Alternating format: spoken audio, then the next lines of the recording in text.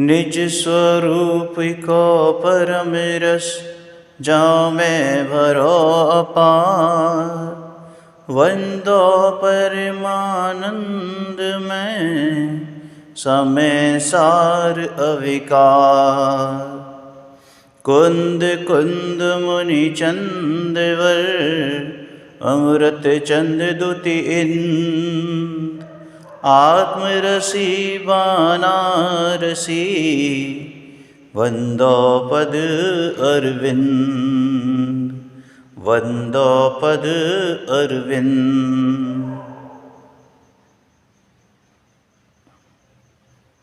नाटक समय सार का अपना स्वाध्याय चल रहा है और जिसमें हम कर्ता कर्म अधिकार का स्वाध्याय कर रहे हैं। कर्ता कर्म माने अगर जो अज्ञानी की परिणति होती है, अज्ञानी की सोच होती है, वो क्या होती है कि मैं पर द्रव्यों का कुछ करता हूँ और पर द्रव्यों में जो क्रिया हो रही है वो मेरा कर्म है। लेकिन ज्ञानी तो जानता है कि भाई ये कर्ता और कर्म एक ही द्रव्य में लगते हैं। माने जो द्रव्य कर्ता होता है, कर्म भी उसी द्रव्य में होता है और क्रिया भी उसी द्रव्य में होती है। कर्ता, कर्म और क्रिया ये शब्द भेद अवश्य हैं, लेकिन इन तीनों में द्रव्य भेद नहीं है, प्रदेश भेद नहीं है। माने कर्ता, कर्म और क्रिया तीनों एक ही में होते हैं। परिणाम परिणामी का है, परिणामी परिणाम का है।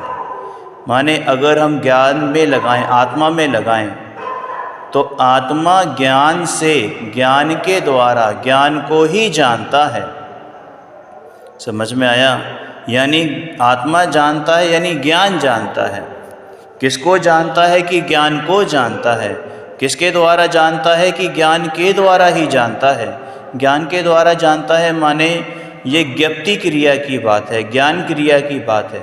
लेकिन ये तीनों एक ही हैं, माने ज्ञान ही हैं। तो इसी को विस्तृत रूप में पंडित प्रवर बनारसी दास जी ने बहुत आसान शब्दों में इसको समझाया है अपने छंदों के माध्यम से। हमने कल 7वां छंद पढ़ा था और वहाँ पर ये देखा था कि द्रव्य अपने परिणामों का कर्ता स्वयं है, पर के परिणामों का कर्ता नहीं है। मैं ही मेरा कर्ता धरता, पर में मेरा कुछ काम नहीं। और जिस क्षण ये निर्णय होगा, उस क्षण तू स्वयं सुखी होगा।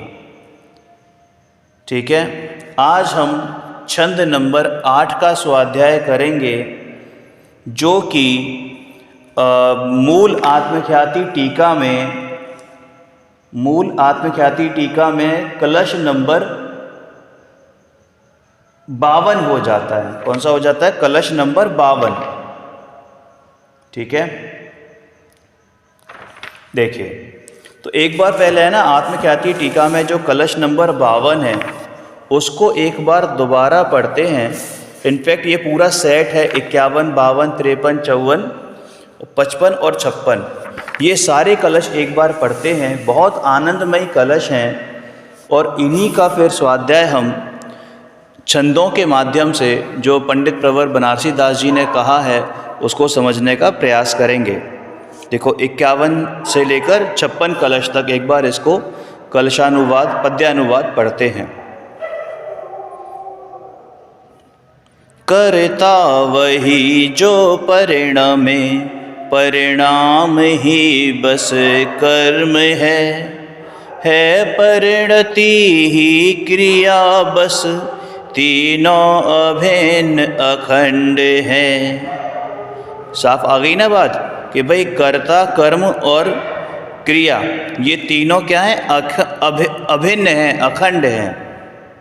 करता वही जो परिणमे, परिणाम ही बस कर्म है परिणति ही क्रिया बस, तीनों अभिन्न अखंड हैं। अनेक होकर एक है हो, परिणमित बस एक ही, परिणाम हो बस एक का हो, परिणति बस एक की। परिणाम दो का एक ना, मिलकर नहीं दो परिणमे, परिणति दो की एक ना बस, क्योंकि दोनों भिन्न हैं। अब ये दो द्रव्यों की बात आई है, ठीक है ना, कि दो द्रव्यों का परिणाम मिलकर एक नहीं हो जाता, दोनों की परिणति दोनों अलग अलग रहते हैं, दोनों भिन्न हैं।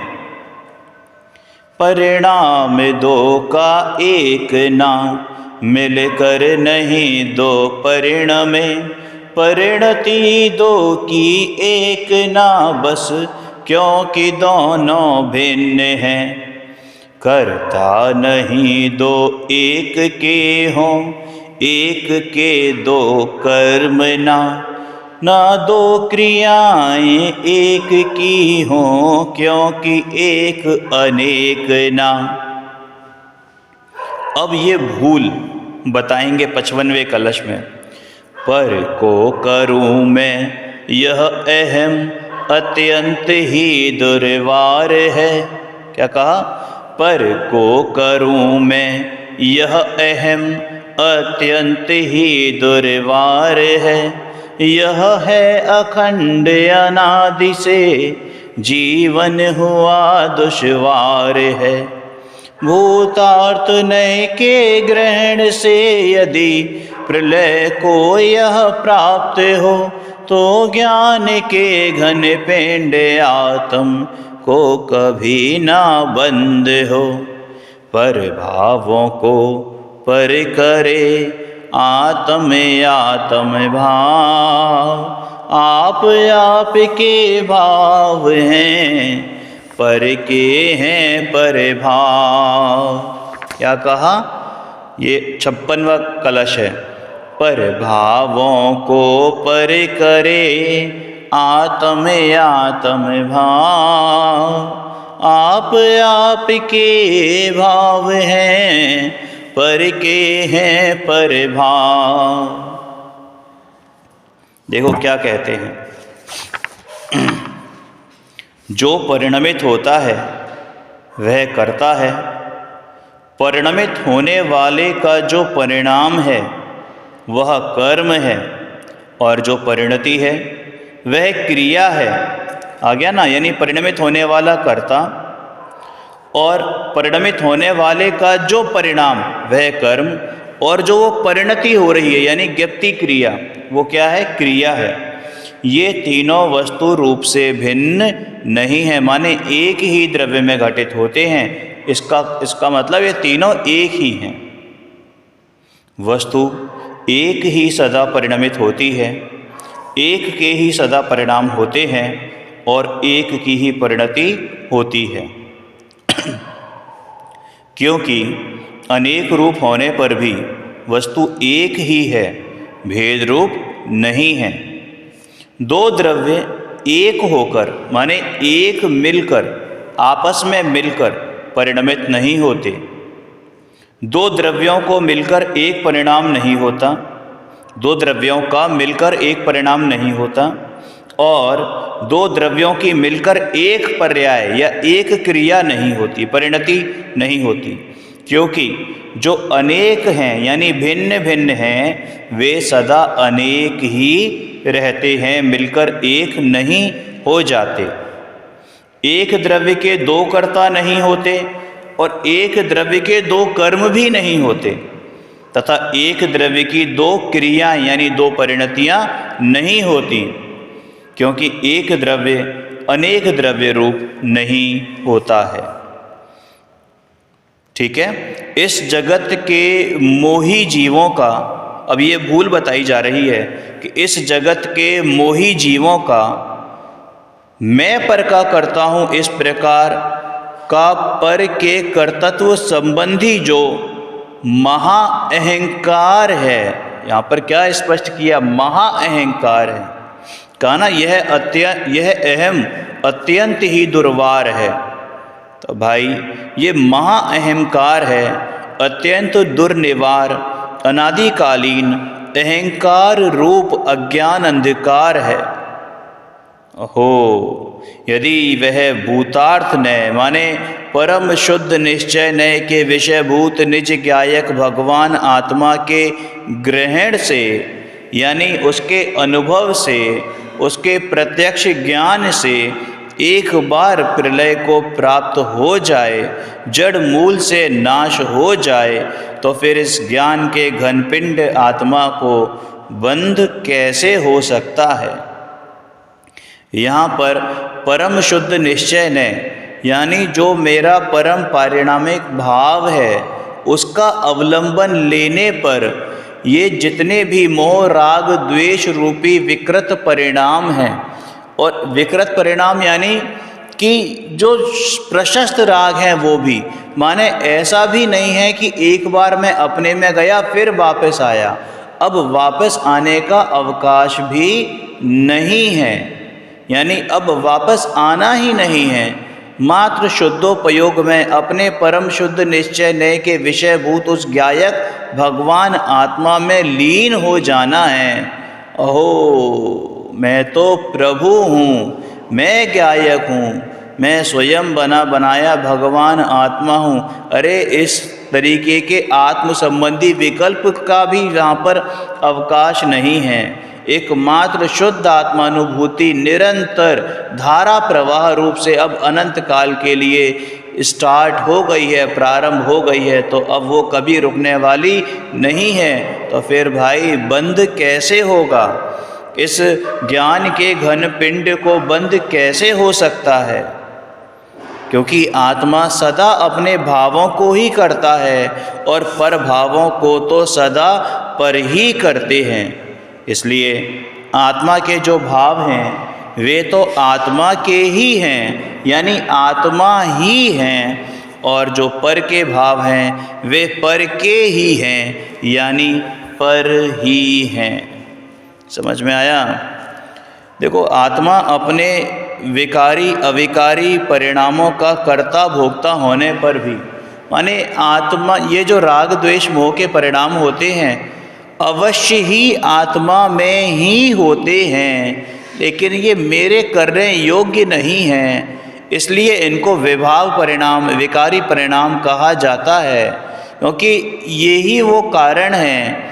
और ये उत्पन्न भी क्यों होते हैं, क्योंकि मैं अपने स्वरूप को भूलता हूँ, अपने प्रति अपराध करता हूँ, अपने प्रति क्रोध करता हूँ, मायाचारी करता हूँ, लोभ करता हूँ, और तो और हिंसा झूठ चोरी कुशील परिग्रह भी मैं सब अपने साथ ही करता हूँ, जिस कारण से ये मोह राग द्वेष रूपी परिणाम उत्पन्न होते हैं। और ये ही मेरे इस संसार चक्र में घूमने का परिभ्रमण करने का मुख्य कारण है, यानी मिथ्यात्व। समझ में आया। ये मिथ्यात्व के कारण ही ये जीव यानी मैं अनादिकाल से इस संसार चक्र में फंसा हुआ हूँ। और यदि अब मुझे अपना आत्म कल्याण करना है, इस संसार रूपी चक्र से, इस दुख के चक्कर से, इस चक्रव्यूह से अगर मुझे निकलना है, तो मुझे अपने ज्ञान रूपी अर्जुन को तैयार करना होगा, जो कि अंदर जाकर उनका भेदन करके उस चक्र को भेद कर, उस चक्रव्यूह को भेद कर वापस आए, अपने में लीन हो जाए। और वास्तव में उसका तरीका उनको भेदना नहीं बल्कि अपने में लीन होना ही है, और वो सहज रूप से मेरी परिणति से दूर होते जाएंगे। और एक बार उनका जब अभाव हुआ तो फिर वो कभी मुझ पर वापस आकर आक्रमण नहीं करेंगे, यानी मेरे पास कभी लौटकर नहीं आएंगे। समझ में आया। जीव की सबसे बड़ी भूल यही है कि मैं अहम बुद्धि, ममत्व बुद्धि और कर्तृत्व बुद्धि और भोक्तृत्व बुद्धि रखता हूँ, पर का कर्ता भोक्ता बनता हूँ। ठीक है। अब हम पंडित प्रवर महाकवि बनारसी दास जी ने जो छंद कहे हैं उसका वाचन करेंगे और समझने का प्रयास करेंगे कि वे क्या कहते हैं। छंद नंबर 8, हालांकि कल पढ़ा था, फिर भी एक बार दोबारा से इसको रिपीट करते हैं, रिकॉल करते हैं। देखो ये छंद तो इतने प्यारे, इतने मीठे छंद हैं कि दिन में अगर 100 बार भी गुनगुनाओ ना तो कम है। अंदर भाव भाषण होना चाहिए। एक भी छंद तुम्हें याद है और उसका भाव भाषण हो गया तो यहीं बैठे बैठे सम्यक दर्शन हो जाए। ऐसे ये छंद हैं। छंद नंबर 8, कर्ता कर्म क्रिया करे, क्रिया कर्म करता, कर्ता कर्म क्रिया करे, क्रिया कर्म करता, नाम भेद बहुविध भयो, वस्तु एक निर्धार।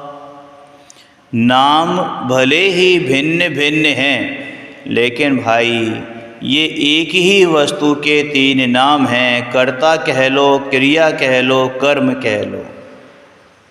कर्ता ही कर्म और क्रिया करता है और क्रिया भी कर्म और कर्ता की है। नाम के भेद से बहुत प्रकार का है, पर वास्तव में तो वस्तु एक ही है, वस्तु एक ही है। कर्ता, कर्म और क्रिया का एकत्व बताते हुए कविवर कहते हैं कि कर्ता ही कर्म और क्रिया को करने वाला है और क्रिया रूप परिणमन भी कर्म और कर्ता का ही है। क्या कहा? क्रिया रूप परिणमन भी कर्म और कर्ता का ही है। नाम के भेद से वस्तु को 3 रूप में कहा गया है।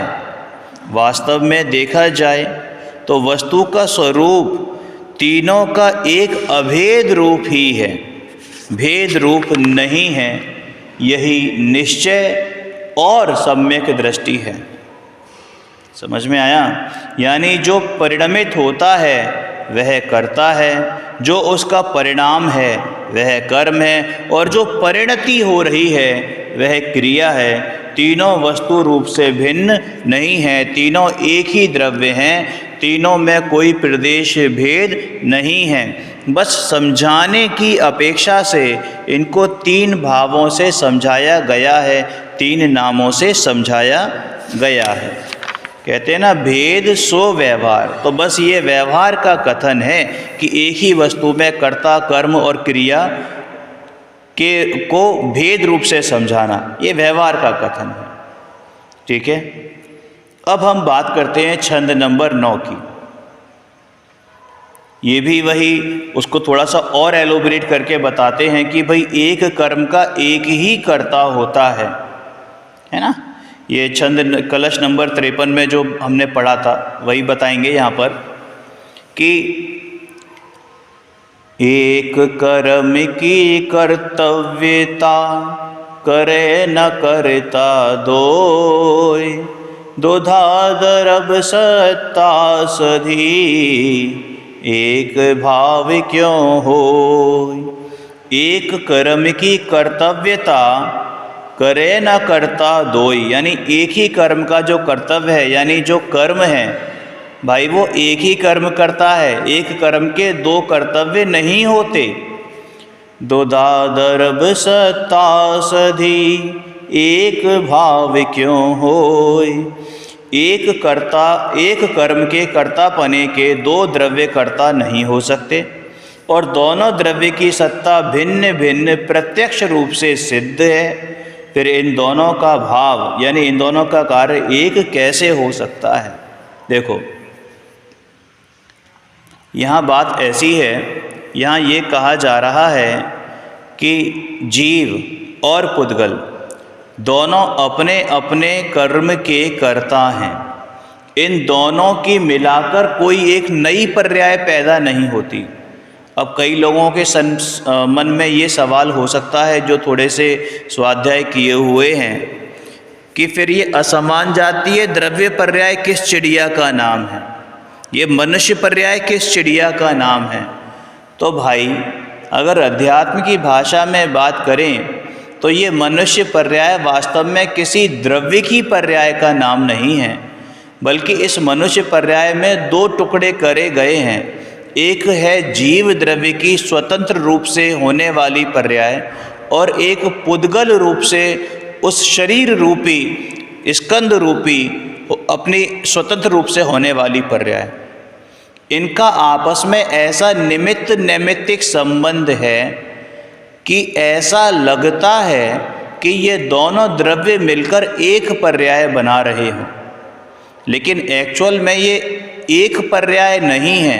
इन दो पर्यायों को मिलाकर एक नाम दिया गया है जिसको हम असमान जातीय द्रव्य पर्याय कहते हैं। लेकिन यथार्थ से तो ये दो भिन्न द्रव्य ही हैं। इन दो भिन्न द्रव्यों की मिली जुली पर्याय दिखने पर भी जीव अपनी ही पर्याय का करता है, और ये पुद्गल शरीर में जो पुद्गल परमाणु है, प्रत्येक परमाणु अपनी अपनी पर्याय का करता है। ये जीव के कारण आँख देखती है, मतलब आँख की पलक झपकती है, ऐसा नहीं है। या जीव के कारण मैं बोलता हूँ, ये शरीर बोलता है, ऐसा नहीं। यानी मेरे कारण ये शरीर बोलता हुआ दिखाई देता है, ऐसा नहीं है। ये शरीर की अपनी पुद्गल की परिणति है और मैं अपने ज्ञान से जानता हूँ। समझ में आया ना? जब तक मैं और ये शरीर एक साथ हैं तो ये कहने में आता है, ये दिखता है कि भाई ये आँख देखती है, ये कान सुनते हैं, लेकिन वास्तव में ना तो आँख देखती है ना ही कान सुनते हैं, क्योंकि जो मुर्दा है ना, उसके भी तो कान हैं, उसके भी तो आँख है, उसके भी तो नाक है, उसके भी तो जीभ है। तो उसके क्यों नहीं ये सारी चीज़ें होती? क्यों? क्योंकि उसको जानने वाला वो सब वहीं हो रहा है, अभी भी वहीं हो रहा है। चख रही है, आँख देख रही है, कान में भी शब्द पढ़ रहे हैं, लेकिन उसको जानने वाला वहाँ पर उपस्थित नहीं है। और जानने वाला कौन है? कि जानने वाला मेरे लिए मैं ही हूँ। मेरा जो विषय बनेगा वो चक्षु इंद्रिय का विषय, उसको कौन जानेगा? कि मैं जानूँगा। कर्ण इंद्रिय का विषय जो बनेगा उसको कौन जानेगा? कि ये कर्ण इंद्रिय का विषय है, कि मैं जानूँगा। समझ में आया ना? इसी को हम क्षयोपशम कह देते हैं, और इसी को हम द्रव्येंद्रिय के द्वारा, और फिर द्रव्येंद्रिय तो ये हो गई 5 इंद्रियाँ, और इसी को हम भाव इंद्रिय कहते हैं। यानी ज्ञान आँख जिसमें निमित्त है तो वो भावेंद्रिय, कान जिसमें निमित्त है उस ज्ञान में वो कर्णेंद्रिय है ना, तो वो भी भावेंद्रिय है। ये कर्णेंद्रिय तो द्रव्येंद्रिय है, लेकिन जब मेरा उपयोग उस कान के विषय में होता है, ठीक है, तो वो क्या हो जाती है? वो भावेंद्रिय हो जाती है। और वो भावेंद्रिय कोई खंड खंड नहीं है, एक ही है, एक ही है। ठीक है। अब छंद नंबर 9 हमने पढ़ा, एक कर्म की कर्तव्यता करे न करता दोई, दुधा दरब सत्ता सधी, एक भाव क्यों होई। एक कर्म का एक ही कर्ता होता है, इसकी सिद्धि करते हुए कविवर पंडित बनारसी दास जी कहते हैं कि एक कर्म का कर्ता और क्रिया एक ही होता है, कभी एक कार्य के 2 कर्ता होते नहीं। दोनों द्रव्यों अर्थात जीव और पुद्गल दोनों की सत्ता भिन्न भिन्न है। ये शरीर का कर्ता शरीर है और मेरे ज्ञान का कर्ता मैं स्वयं हूँ। तो फिर इनका भाव यानी इनका कार्य एक कैसे हो सकता है? कहने का अभिप्राय यही है कि जीव और पुद्गल 2 भिन्न द्रव्य अनादिकाल से एक साथ रहते हुए भी दोनों द्रव्यों की सत्ता, स्वभाव, लक्षण, गुण और परिणमन सब कुछ तो भिन्न भिन्न है, प्रदेश भी भिन्न हैं। एक क्षेत्रावकाश रहने के बावजूद भी जीव के प्रदेश और इस पुद्गल शरीर के प्रदेश सर्वथा ही भिन्न हैं। दोनों ही द्रव्य अपने अपने द्रव्य, क्षेत्र, काल और भाव में स्वतंत्र रूप से परिणमन करते हैं। यानी जब सब कुछ भिन्न भिन्न है तो फिर इनका कार्य या परिणमन एक कैसे हो सकता है भला? क्योंकि आत्मा का स्वभाव तो चेतन स्वरूप है और पुद्गल का स्वभाव अचेतन है, जड़ है। यानी एक चेतन और एक अचेतन, और एक्चुअल में ये अचेतन एक नहीं है, ये अनंतानंत अनंत अचेतन है। ये शरीर कोई एक द्रव्य नहीं है, ये अनंत पुद्गल परमाणुओं का एक पिंड दिखाई देता है, स्थूल स्कंद है। तो अनंत पुद्गल परमाणु इसमें हैं। तो एक चेतन और अनंत अचेतन ऐसे मिलकर ये एक ही कार्य के कर्ता कैसे हो सकते हैं? अर्थात कभी नहीं हो सकते। इन दोनों के कार्यों में पूर्ण रूप से भिन्नता है। समझ में आया ना? यानी दो द्रव्य एक होकर परिणमित नहीं होते, दो द्रव्यों का एक परिणाम नहीं होता, दो द्रव्यों की एक परिणति नहीं होती, क्योंकि द्रव्य तो अनेक हैं, सो उनके परिणमन भी अनेक ही हैं, सब मिलकर एक नहीं हो जाते। क्लियर है? अभिप्राय यह है कि दो भिन्न वस्तुएं सर्वथा भिन्न ही रहती हैं। दोनों कभी एक रूप परिणमित नहीं होती और ना ही उनकी क्रिया एक होती है, कभी भी एक नहीं हो सकती। लोक की वस्तु व्यवस्था ही ऐसी है। यदि हम ऐसा नहीं मानेंगे तो सभी द्रव्यों की स्वतंत्रता का लोप हो जाएगा। यदि एक द्रव्य दूसरे द्रव्य रूप होने लग जाए, मैं शरीर का कार्य करने लग जाऊं, तो मुझे वो शरीर रूप होना पड़ेगा। या शरीर मेरा ज्ञान दर्शन रूपी कार्य करने लगे तो शरीर फिर शरीर नहीं रहेगा, यानी जड़ नहीं रहेगा, फिर वो आत्मा हो जाएगा।